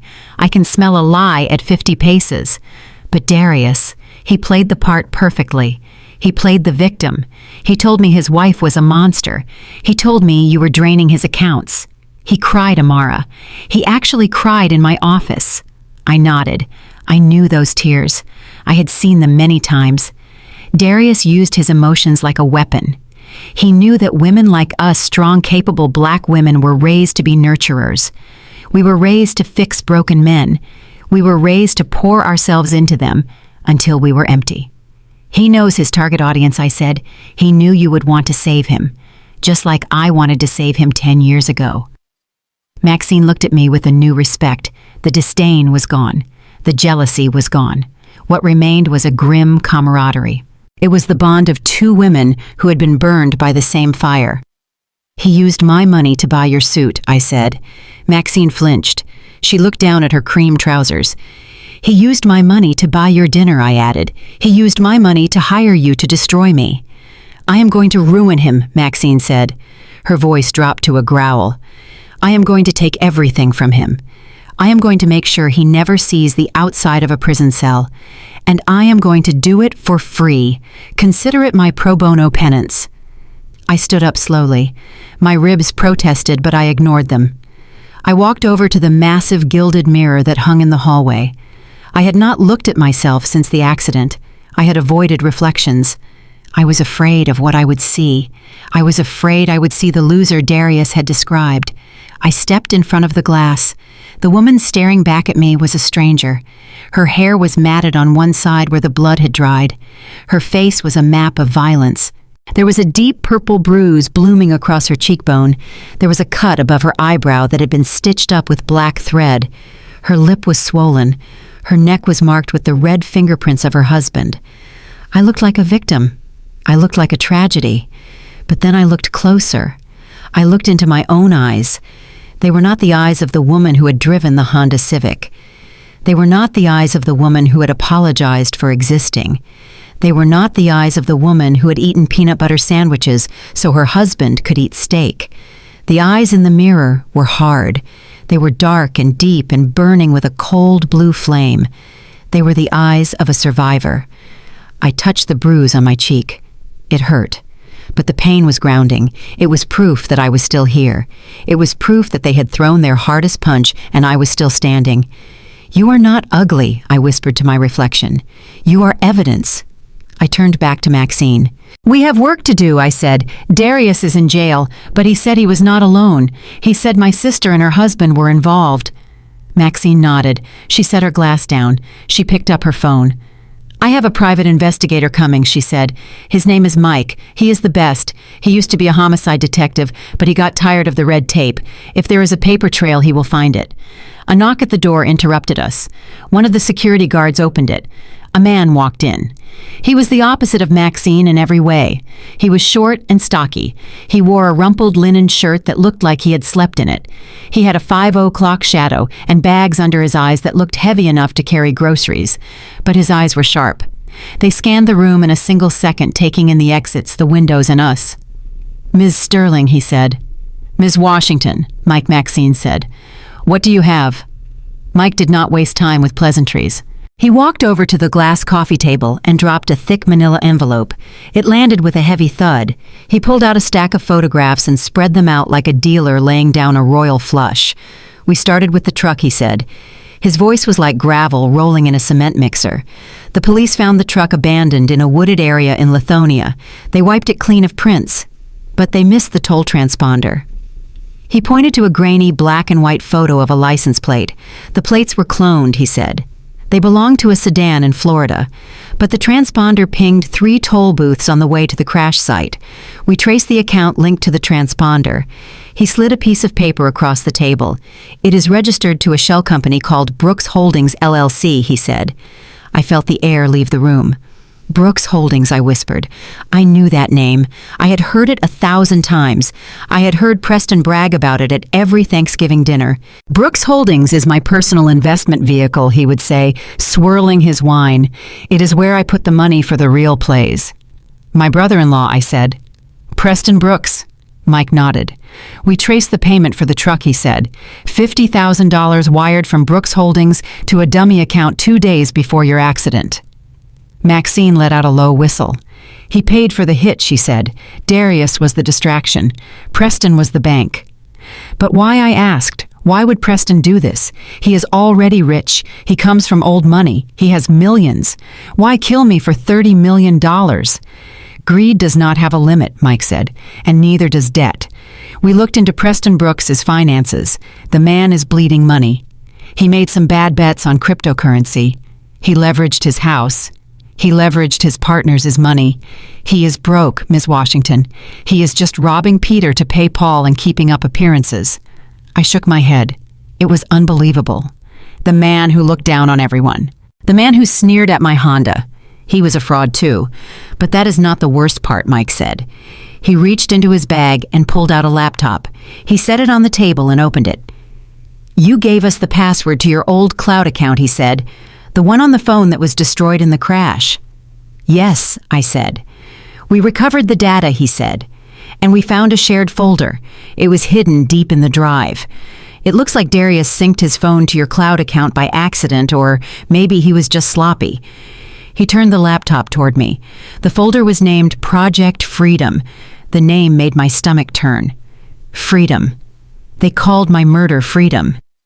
I leaned forward. The screen was filled with emails and text messages, hundreds of them. I started to read. The first email was dated 6 months ago. From Preston Brooks to Darius Vance. Subject, the ant problem. "Darius, stop whining about the money. I have a solution. My source at the nursing home tells me the old bat is fading fast. And I had my guys pull the trust documents. It is huge, Darius.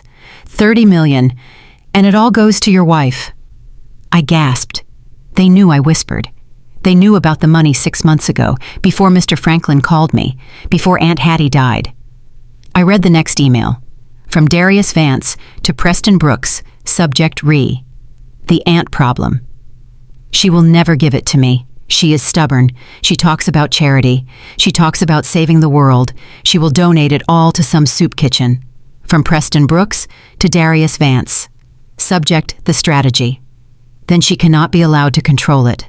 Listen to me. You need to break her. You need to make her unstable, gaslight her.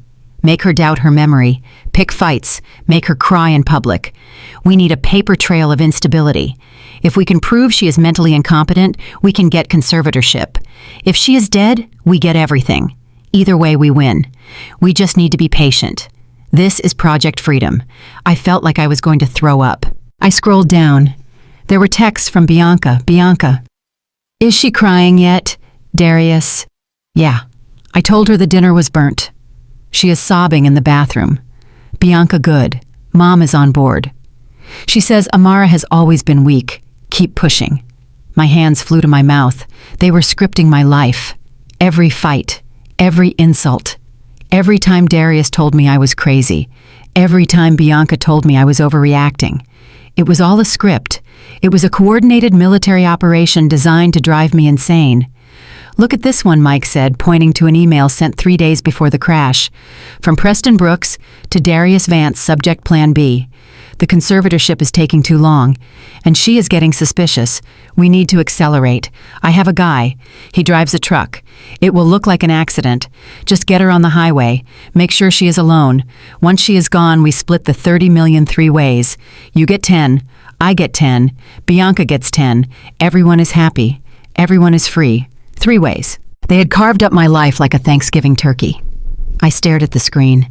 The white background was blinding. The black letters were sharp little daggers. Con Bequemua de Preston had written in one email. "That country bumpkin. She does not deserve that kind of wealth. She would not know what to do with it. She would probably buy a Honda dealership. We are doing the world a favor." I looked up at Maxine. Tears were running down her face. She was not trying to hide them. "They hunted you," she whispered. "Your own family hunted you." I did not cry. I could not cry. The horror was too big for tears. It was like staring into the sun. It burned the emotions right out of me. I sat back on the sofa. I felt very cold and very calm. "So that is it," I said. "Darius, Preston, Bianca, they are all in on it." "There is one more thing," Maxine said softly. She reached into her own briefcase. Her movements were slow, hesitant. She did not want to show me this. She wanted to protect me. But she knew I needed to see the whole picture. I needed to see the bottom of the abyss. "This was filed with the court this morning," she said. "It is an emergency affidavit supporting the petition for conservatorship. It is the key piece of evidence they were planning to use to lock you away." She slid a single sheet of paper across the table. It was a sworn statement.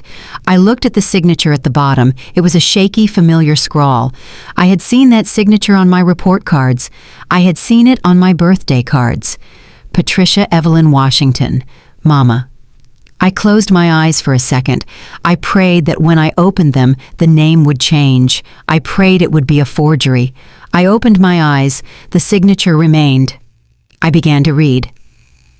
I, Patricia Evelyn Washington, being of sound mind, do hereby testify that my daughter, Amara Washington, has suffered from severe mental instability since childhood. I felt a sharp pain in my chest that had nothing to do with my broken ribs. She has always been a difficult child, the document read. She suffers from delusions of grandeur and persecution. She harbors a pathological jealousy toward her sister Bianca, who has always been the successful, stable one. Amara often invents stories to get attention. She is not capable of managing her own life, let alone a significant financial estate. In my loving maternal opinion, it continued, Amara is a danger to herself. She needs to be in a controlled environment. I fully support the petition for Darius Vance and Preston Brooks to take full legal control of her affairs. I put the paper down. My mother, the woman who gave birth to me, the woman who raised me. I thought about my childhood. I thought about how I was always the one in the background. Bianca was the cheerleader. Bianca was the homecoming queen. Bianca was the one Mama showed off at church. Look at Bianca, Mama would say. She is going to marry a doctor. She is going to be somebody. And me. Amara, you are so sensitive. Amara, why do you have to be so difficult? Amara, just help your sister. I had spent 34 years trying to earn her love. I had fetched her water. I had rubbed her feet. I had listened to her complain. I had tried to buy her affection with my service. But it was never enough, because I was not Bianca, and I was not Preston. Mama loved proximity to power. She loved the fact that her daughter married a rich white man. She loved the country club dinners. She loved the status. And to keep that status, she was willing to sacrifice me. She was willing to sell her own daughter for a seat at the table. She signed this, knowing it was a lie, I said. My voice was dead flat. She knows I am not crazy. She knows I am the responsible one. I am the one who pays her phone bill. I am the one who drives her to the doctor. Maxine nodded. She knows Amara, but she chose them. She chose them. The realization settled over me like a shroud. My mother did not love me. She tolerated me. And when I became an obstacle to her comfort, she discarded me. I looked at the affidavit again. Loving maternal opinion. The words were a joke, a cruel, sick joke. I stood up and walked to the window. The sun had set completely now. The city was a sea of lights. I pressed my forehead against the cold glass. I felt something break inside of me. It was the final chord, the final connection to the little girl who just wanted her mommy to be proud of her. That little girl died on the highway. I watched her die. And the woman standing in the window was not a daughter. She was not a wife. She was not a sister. She was a force of nature. I turned around. Maxine and Mike were watching me. They looked worried. They expected me to collapse. They expected me to scream. I walked back to the table. I picked up the affidavit. I folded it neatly. "When is the hearing?" I asked. "Monday morning," Maxine said. "They expect me to be there," I said. "Or they expect me to be dead." "They expect you to be cowed," Maxine said. "They expect the Amara they created, the weak one, the loser." I picked up the tube of lipstick I had bought from the hotel gift shop. It was a deep blood red. I walked to the mirror. I applied the lipstick. I traced the shape of my lips. I did not cover the bruise on my cheek. I let it show. "They want a show," I said. I turned to look at them. "They are all at Mama House right now, aren't they? It is Sunday dinner." Mike checked his watch. "Yeah," he said. "The surveillance team says Preston and Bianca arrived an hour ago. They are celebrating." "Good," I said. I smoothed my hair. I adjusted my sling. "I am not waiting until Monday," I said, "and I am not going to a courtroom." Maxine stood up. A slow, dangerous smile spread across her face. "You want to crash the party?" she asked. "I want to end the party," I said. "Call the police, Maxine. Tell them you have evidence of a conspiracy to commit murder. Tell them to meet us at 1402 Oak Street." I walked to the door. I opened it. I looked back at the room. I looked at the luxury I had not earned. I looked at the evidence of the family I had lost. I felt a cold, hard stone where my heart used to be. "I am ready," I said. "Let us go to dinner." The mirror in the hotel suite was tall and gilded. It reflected a woman I barely recognized. For 34 years I had dressed to disappear. I wore beige. I wore gray. I wore oversized sweaters that swallowed my figure because Darius told me I was too heavy. I wore flat shoes because Bianca told me I was too clumsy. I wore my hair in a tight, sensible bun because Mama Evelyn told me my natural curls were too wild and unprofessional. I had spent my entire life shrinking. I had folded myself into small, silent shapes so I would not take up too much space in their world. Today was different. I stood in the center of the room wearing a suit the color of fresh arterial blood. It was a deep crimson power suit, tailored to within an inch of its life. The fabric was sharp and structured. The shoulders were padded just enough to make me look like a soldier. The trousers were cut to lengthen my legs, ending in a pair of 4-inch stilettos that looked like weapons. I had bought it with the black card. I had bought it with the money they tried to kill me for. I looked at my face. The bruising had faded to a sickly yellow, but the cut on my temple was still angry and red. The stitches were black and stark against my skin. Maxine watched me from the doorway. She was holding a makeup bag. "Do you want me to cover it?" she asked. "I have a concealer that can hide a tattoo. We can make that scar disappear." I touched the jagged line on my forehead. It was tender. It was throbbing slightly in time with my heartbeat. "No," I said. My voice was low. "Leave it." "Leave it," Maxine asked. "It is the receipt," I said. I turned to look at her. "It is the proof of purchase. Preston paid $50,000 for this scar. I want him to see it. I want him to look at it while he eats his roast chicken. I want him to know that he missed." I picked up the tube of lipstick. It was the same shade as the suit. I applied it carefully. My hand was steady. My breathing was slow and deep. I remembered Sunday mornings from my childhood. I remembered the smell of hair grease and hot combs. I remembered Mama pulling my hair too tight and telling me to sit still. "You have to look presentable, Amara," she would say. "You have to look like you belong to this family." I never felt like I belonged. I felt like a prop. I was the background character in the Bianca show, but tonight I was the director. I put the cap back on the lipstick. It made a sharp click. "I am ready," I said. Maxine nodded. She was wearing a charcoal gray suit that looked like storm clouds. She picked up her briefcase. It was heavy with the evidence we had printed out. It contained the emails. It contained the bank transfers. It contained the death of my family. "The detectives are waiting downstairs," she said. "They are in an unmarked van. They will move when I give the signal." I walked to the door. The heels of my shoes struck the hardwood floor with a sound like gunfire. Click, click, click. I was not going to a funeral. I was the funeral. The drive to the suburbs was quiet. The city lights of Atlanta faded behind us, replaced by the manicured lawns and large brick houses of the neighborhood where my mother lived. It was a neighborhood of doctors and lawyers, and people who cared very deeply about what their neighbors thought. It was a place where appearances were God. We pulled up a block away from the house. The street was lined with oak trees. The leaves were turning brown. It was autumn, the season of dying. I looked at the house. It was a 2-story colonial with white pillars and black shutters. It looked perfect. It looked welcoming. The lights were on in the dining room. I could see shadows moving behind the sheer curtains. "They are there," I whispered. Maxine looked at her phone.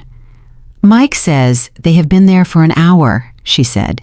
"Preston, Bianca, and your mother. Darius is in a holding cell, but they do not know that yet. They think he is just late, or they think he is laying low." I opened the car door. The night air was cool. It smelled of burning leaves and pine needles.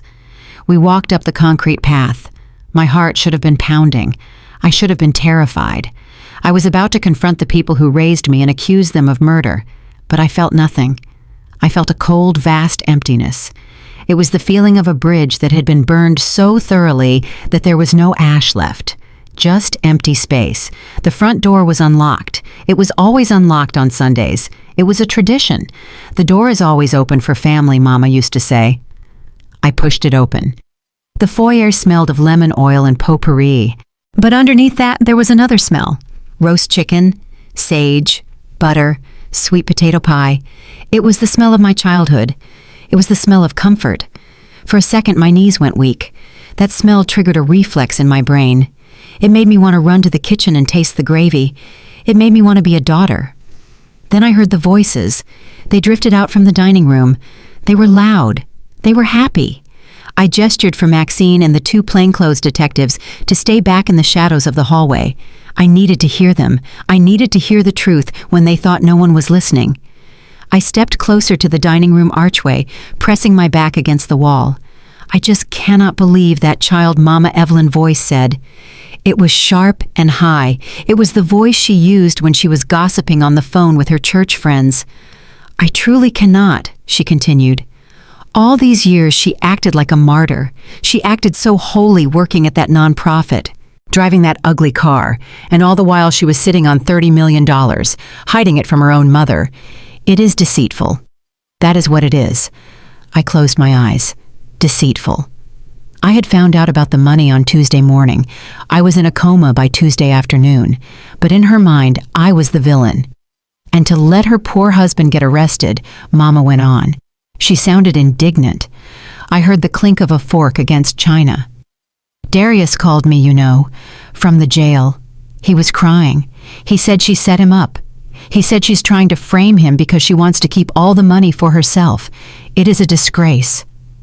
Poor husband. The man who strangled me. Now, Patricia, stop worrying your pretty little head." That was Bianca. Her voice was smooth and slick like oil. I could picture her perfectly. She would be sitting at the head of the table twirling her wine glass. She would be wearing something expensive and beige. "Ryan has it all under control," Bianca said. I heard her take a sip of wine. Or rather, Preston does. Preston has the best lawyer in Atlanta. He is going to court on Monday morning, and he is going to prove what we have always known. "What is that, honey?" Mama asked. That Amara is just not stable, Bianca said. Her voice dropped to a conspiratorial whisper. She is paranoid, Mama. That accident on the highway, it just pushed her right over the edge. She is hysterical. She is imagining things. I gripped the fabric of my red trousers. Hysterical. So we, Bianca said, and I knew that we meant her, and Preston will take control of the assets. It is the only responsible thing to do. It is for the good of the family. We will make sure she is taken care of. We will find her a nice facility, a quiet one, maybe in the country, where she cannot hurt herself or embarrass us. A facility, a prison. Then I heard him. Exactly, Tamara. It was Preston. He used her middle name. He always used her middle name when he wanted to sound authoritative. Your mother is right to be upset, he drawled. His voice was deep and filled with the unearned confidence of a man who had never been told no. But you are right to be practical. I heard the heavy thud of a wine bottle being placed on the table. The woman is incompetent, Preston said. She cannot even manage her own marriage, let alone a multi-million-dollar fortune. She never could. She has a poverty mindset. She would probably give it all away to some charity for stray cats. He laughed. It was a dry, cruel sound. We will manage the money for her, he said. Brooks Holdings will invest it properly. We will turn that $30 million into 60, and we will pay ourselves a management fee, of course. Think of it as a finder fee. A reward, really, for all the years we have had to put up with her depression and her drama. Put up with me. I was the one who babysat their children for free. I was the one who helped them move house. I was the one who listened to Bianca cry when Preston had his affair 3 years ago. Laughter. Mama laughed. Bianca laughed. It was a light, airy, relieved sound. They were laughing at the joke. They were laughing at the prospect of spending my money while I rotted in an asylum. That was the moment. The last tiny ember of hope in my chest flickered and died. It turned into cold ash. I took a deep breath. I filled my lungs with the scent of roast chicken and betrayal. I stepped out of the shadows. I stepped into the warm, golden light of the dining room. My heels clicked on the floor. 1, 2, 3. The laughter stopped. It did not fade away gradually. It was severed. It was like someone had swung an axe through the air and cut the sound off at the throat. I stood at the end of the long mahogany table. I looked at them. Mama Evelyn was sitting on the right. Her fork was halfway to her mouth. A piece of glazed carrot was balanced on the tines. Her mouth hung open. Her eyes were wide behind her reading glasses. Bianca was on the left. She was wearing a cream silk blouse that probably cost more than my car. Her hand was frozen on the stem of her wine glass. Her face went pale instantly. She looked like she was seeing a ghost. And Preston. He was sitting at the head of the table where my father used to sit. He was wearing a polo shirt and a cashmere sweater draped over his shoulders. His face, which was usually pink and flushed with wine, turned a sickly, chalky white. They looked at the red suit. They looked at the scar on my forehead. They looked at the cold, dead fire in my eyes. Amara, Mama whispered. Her voice trembled. I did not smile. I did not blink. Hello, family, I said. My voice was quiet. It was calm. It did not sound like the voice of the Amara they knew. It sounded like a judge reading a death sentence. I see you started dinner without me, I said. Preston dropped his napkin. It fluttered to the floor like a white flag of surrender. What are you doing here? He stammered. He tried to puff out his chest. He tried to regain the command he had lost. You are trespassing. Trespassing, I repeated. I took a step closer. I looked at the roast chicken in the center of the table. It looked perfectly cooked. I thought the door was always open for family. Preston, I said, or is it only open for the ones who help you commit fraud? Bianca stood up. Her chair scraped loudly against the floor. Amara, get out, she shrieked. Her poise was cracking. Her voice was shrill. You are not welcome here. You are upsetting Mom. Look at her. She is shaking. I looked at my mother. She was shaking, but she was not shaking from grief. She was shaking from fear. Sit down, Bianca, I said. I did not shout. I simply gave an order. Bianca blinked. She sat down. She did not know why. She just did it. The power in my voice was absolute. I walked around the table. I stopped behind my mother's chair. I could smell her perfume. It was white diamonds. I had bought it for her every Christmas for 10 years. "You said I was deceitful, Mama," I said softly. Mama flinched. She stared at her plate. "You said I was unstable," I continued. "You signed a paper, a legal paper. You swore to a judge that your own daughter was crazy." I leaned down. I whispered into her ear, "How much did they pay you, Mama? Did Preston promise you a new car? Did Bianca promise you a vacation? What was the price of my life?" "Amara, stop it," Preston barked. He stood up. His face was turning red now. The shock was wearing off, replaced by the arrogance of a man who believed he was untouchable. "You are hysterical," he said, pointing a finger at me. "Just like the affidavit says, you are making a scene. Now leave this house before I call the police." "Oh, there is no need for that," Maxine said. She stepped into the room. She was holding her briefcase like a shield. Behind her, the two large detectives stepped into the light. Their badges glinted on their belts. "The police are already here," Maxine said. Preston looked at the detectives. He looked at Maxine. He looked at me. His legs gave out. He sat back down heavily in his chair. "What is this?" Bianca whispered. Her eyes darted around the room like a trapped animal. "Amara, what did you do?" "What did I do?" I asked. I laughed. It was a cold, sharp sound. "I survived, Bianca. That is what I did. I survived the truck you hired. I survived the husband you manipulated. And I survived the mother who betrayed me." I looked at Preston. "Project Freedom," I said. The blood drained from his face completely. He looked like a corpse. How he whispered, "How do you know that name?" "I know everything, Preston," I said. "I know about the emails. I know about the Brooks Holdings account. I know about the $50,000 wire transfer to the driver. I know about the plan to split my money 3 ways. I walked to the head of the table. I stood over him. "You called me a country bumpkin," I said. "You said I had a poverty mindset." I leaned in close. "Well, Preston," I said, "I hope you are ready for poverty because you are going to lose everything. The house, the cars, the status. You are going to be poor, Preston, and you are going to be in prison." Preston looked at his wife. It was her, he shouted. He pointed a shaking finger at Bianca. "It was her idea," he screamed. "She made me do it. She was jealous. She said she hated you. She said you were an embarrassment. She told me to fix it." "You coward," Bianca shrieked. She lunged across the table, clawing at him. "You liar.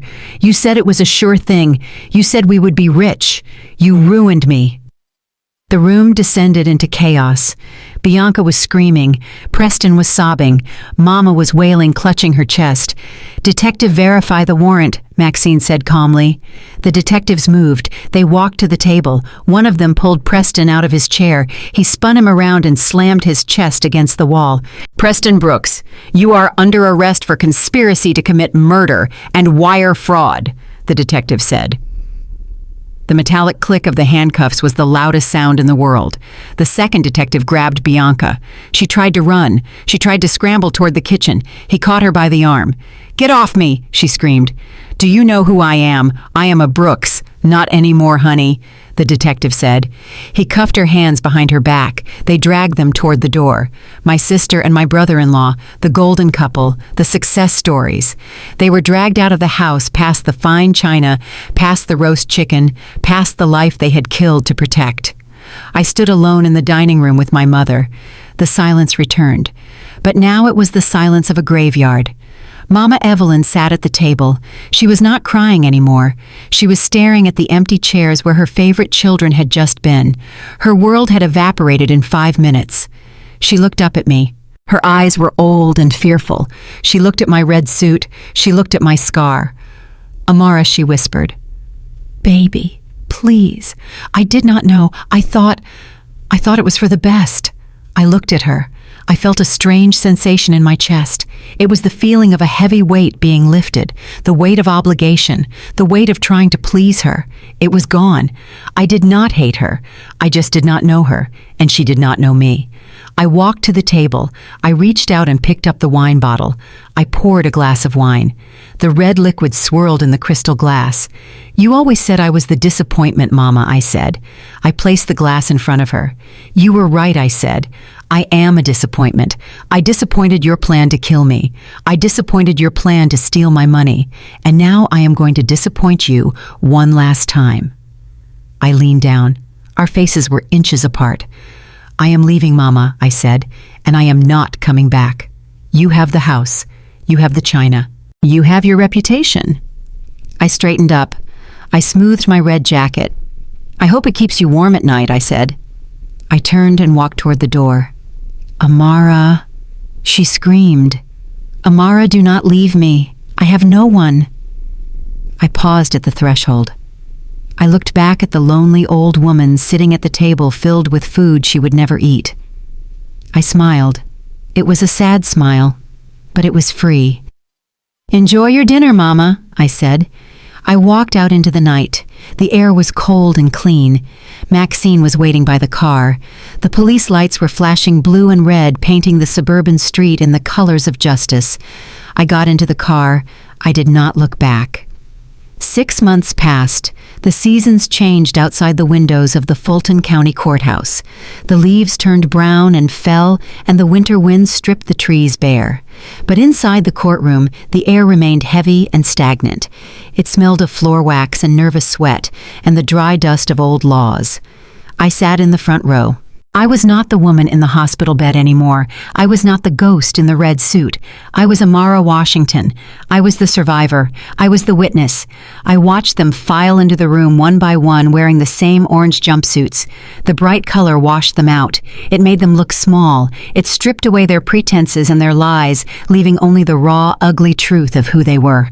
Darius was first. The evidence Maxine and the detectives had gathered was overwhelming.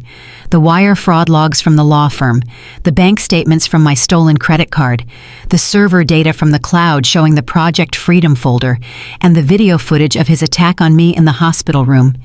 He stood before the judge. He did not look sorry. He looked furious. His eyes were burning with a toxic hatred. He was not angry that he had tried to kill his wife. He was angry that he had failed.